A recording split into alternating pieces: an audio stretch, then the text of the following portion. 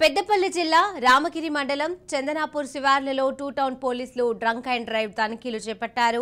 ఓ యువకుడు అతిగా మద్యం సేవించి పోలీసులకు పట్టుబడ్డాడు. అయితే ఆ యువకుడు డ్రంక్ అండ్ డ్రైవ్ టెస్ట్ కి సహకరించకపోగా పోలీసులతో వాగ్వాదానికి దిగాడు. దీంతో ఆగ్రహానికి గురైన సదరు కానిస్టేబుల్ ఆ యువకుడిపై విచక్షణారహితంగా దాడికి దిగాడు. ఈ దాడిలో యువకుని నోటిలో నుండి రక్తస్రావమై గాయాల పాలయ్యాడు. కానిస్టేబుల్ తీరుపై సర్వత్రా విమర్శలు వెల్లువెత్తుతున్నాయి.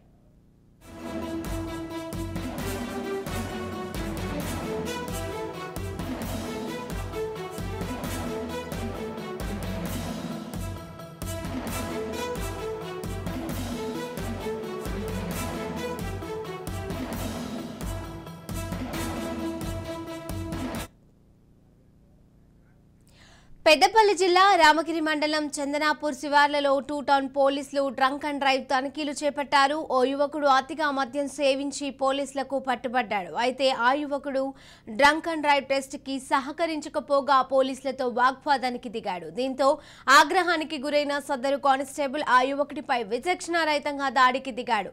ఈ దాడిలో యువకుని నోటిలో నుండి రక్తస్రావమై గాయాల పాలయ్యాడు. కానిస్టేబుల్ తీరుపై సర్వత్రా విమర్శలు వెల్లువెత్తుతున్నాయి.